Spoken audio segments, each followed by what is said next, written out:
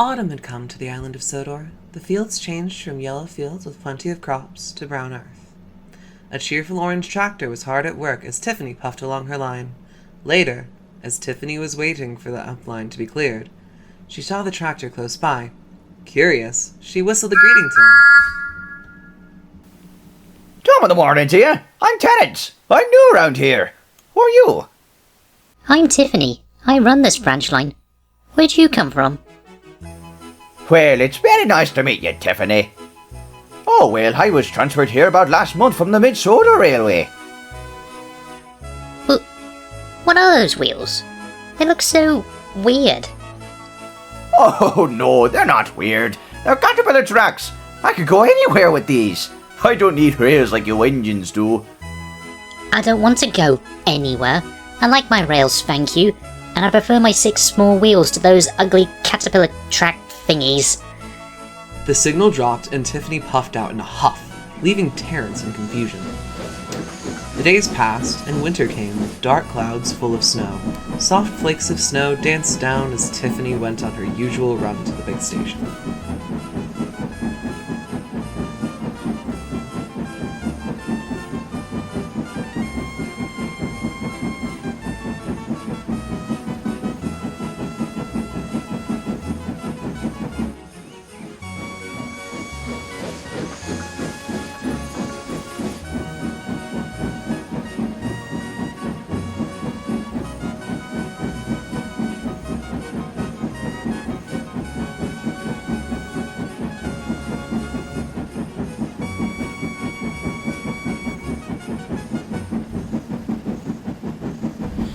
I don't like the look of that.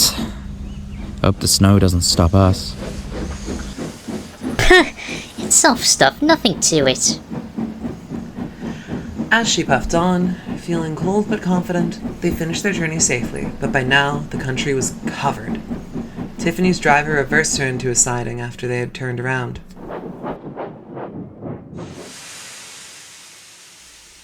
Hold on.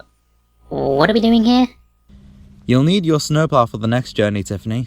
The snow has really started to come down, and we can't go without it. Huh!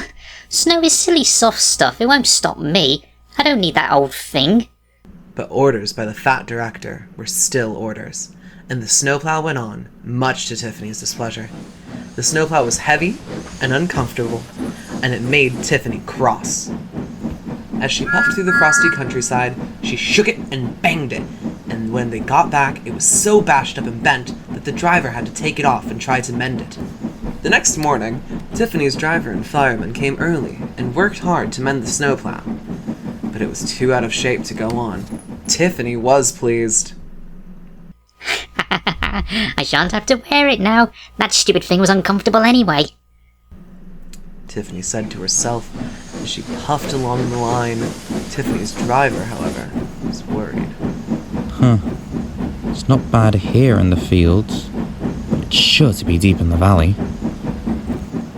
Pah! It's like I've said. Snow is nothing but silly soft stuff. I didn't need that stupid old thing yesterday, and I won't today. Snow can't stop me now, nor will it Oh no! But as she rushed into a tunnel, thinking how clever she was, there was trouble ahead. With a frightened whistle and a whoosh of snow, Tiffany crashed into a snowdrift.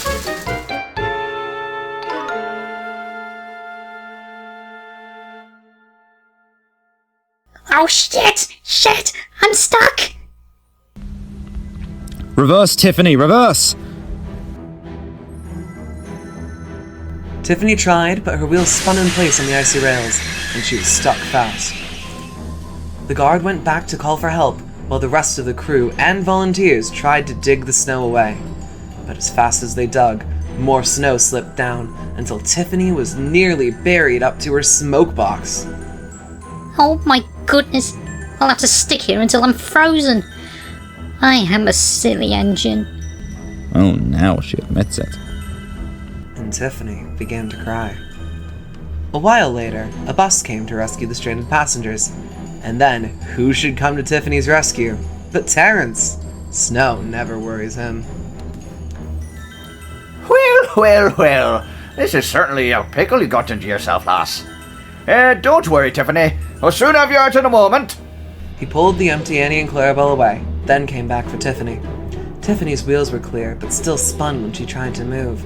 Terrence tugged and slipped and slipped and tugged, and at last dragged Tiffany clear of the snow, ready for the journey home. Thank you, Terrence. Your caterpillars are splendid. I hope you'll be sensible now, Tiffany. I'll try, sir. Now Tiffany puffs happily along her line, wearing her snowplow with little fuss. Sometimes, if she's pulling the post train, she may be on her way to a small village nestled deep in the heart of Sodor. Each December morning, every year, Tiffany would whistle to all her friends in the village. It's nearly Christmas, and I'll bring you lots of letters and parcels. Oh, and presents too. Can't forget the presents. But this year, an early snowstorm had come to Sodor. The island was covered with thick snow and cold, frosty winds blew hard. The engines found work especially difficult. Trains would be delayed, and many towns were covered in snow. Some had to help clear snow from the track, and workmen hacked away at the frozen banks of ice, so the people could get their supplies on time. Meanwhile, down on the branch line, Tiffany and Penelope were collecting important parcels for Christmas, readying for their journey down the line.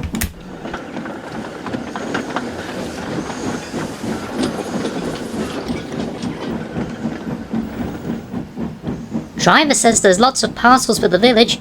I'll need an extra truck for it all. It's not fair. You're not leaving any for me. There's been a change of plans, Tiffany.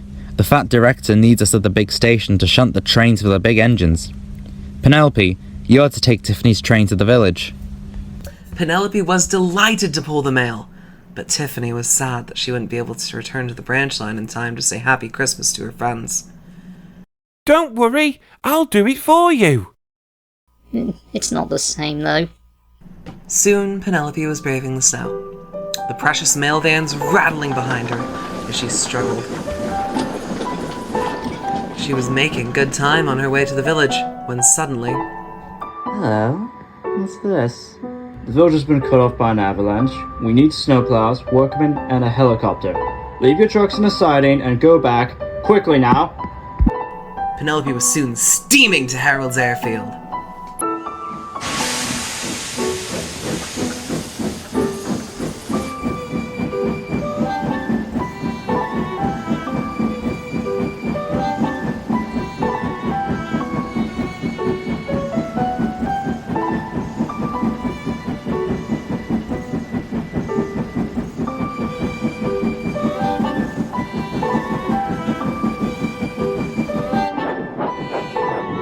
Hey, wake up, lazy wings. The mountain villagers need your help. They're stranded in the snow. Ah, with pleasure. I like an emergency to keep me warm. Well, come on, old boy. Let's not dilly-dally now. Right. I'll meet you at Ulfstead, dear Penelope. Ta-ta. Soon, Harold was loaded with supplies and buzzed off into the sky. Now, what's next? Just then, Tiffany puffed into the airfield, with Terrence the tractor and several workmen in tow. I've just gotten word that the villagers are stranded. Come on, Penelope. There's no time to lose. The two engines charged their way through the snow. There were lots of drifts of snow, but with hard work and determination at last, they reached the village.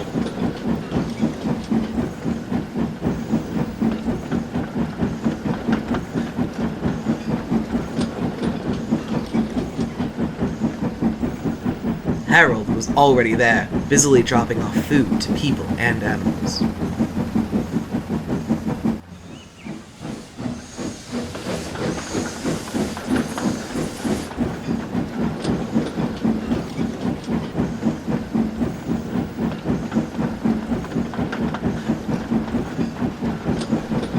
Terrence was soon hard at work, clearing the snow out of the streets and rails with his plow, as the two little engines followed slowly behind.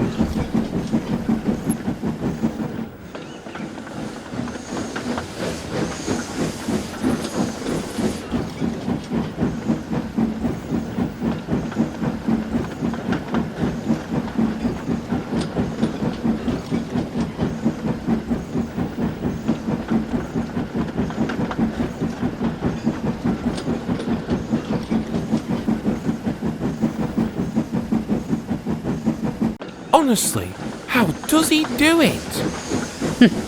He must be a better caterpillar than you are, I suppose.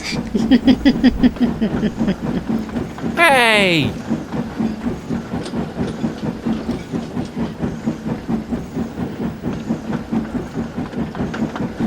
Working hard, the trio soon reached the heart of the village, where everyone was waiting eagerly for them. They greeted the engines and Terence with cheers and applause. Tiffany and Penelope sat happily in the sidings, watching the happy families talking and enjoying their hot drinks. Some even came around to talk to the engines and Terence. Hey, Mummy, is Tiffany like Santa Claus? Tiffany was surprised. As she flushed a bright red, she was flattered. Well, I wouldn't think so, little boy. Either way, you're the best Santa Claus this village has ever had. What's a Santa Claus? Santa Claus is someone who drops presents down chimneys at Christmas time. I wonder if... Pan, don't be silly. I know what you're thinking. They're chimneys, not funnels. Santa Claus won't drop presents down there, silly. Speaking of delivering presents, isn't your mail train still in the sidings? Oh my god, yes, I'll go get it! Penelope hurriedly pulled the train into the station, and Toby arrived with Henrietta.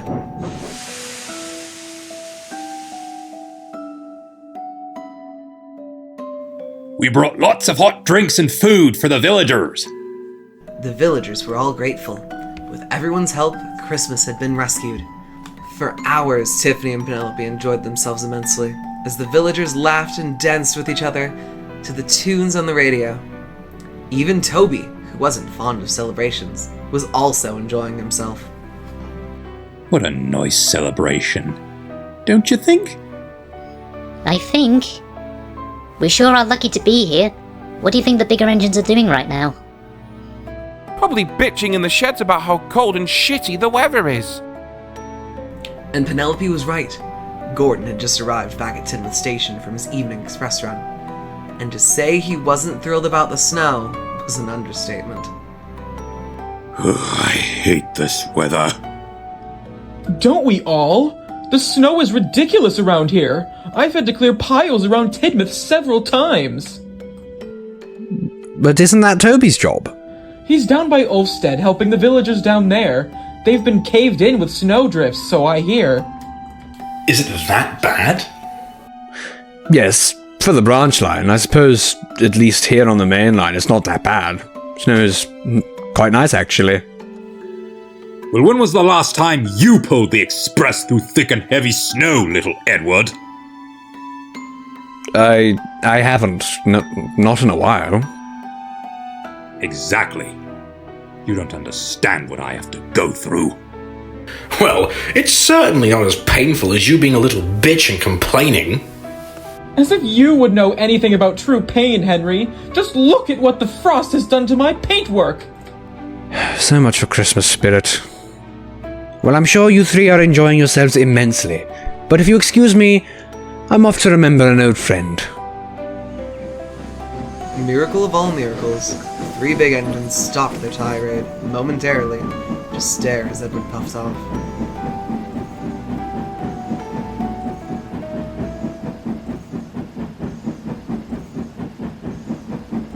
Hold on. Are there any engines on this main line I don't know about? Surely he's not going all the way down to the branch line. The only other engines that have been on this railway were... There's no way! Didn't he? We all saw it ourselves. But then, who is he gallivanting off to talk to at this hour? I guess we'll just have to wait and see when Edward comes back. Edward puffed down the snowy line towards Kildane. It was starting to get late, as the last rays of sun faded over the hills and soft flakes of snow floated down. Not many were around at this hour. Everyone had gone home to their families. This thing again! Oh, Sydney, no need to worry about it. Besides, it's already gone down a few times and nothing terrible's happened.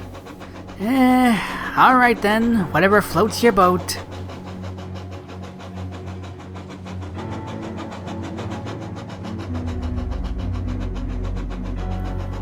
pretty, isn't it? The snowfall.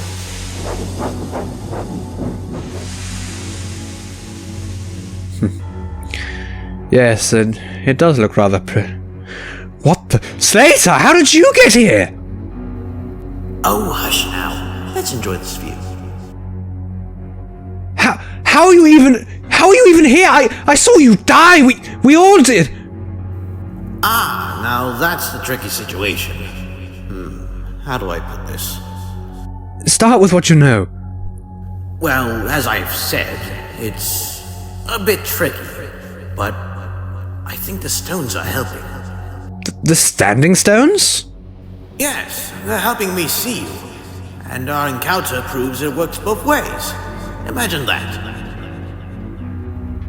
Well, now that I have your full and undivided attention, can you do something for me?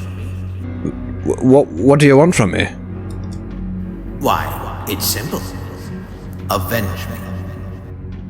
Slater's voice said as he disappeared with the fog covering. Edward didn't move. He needed to avenge his friend again, and he knew exactly who to talk to. Everett.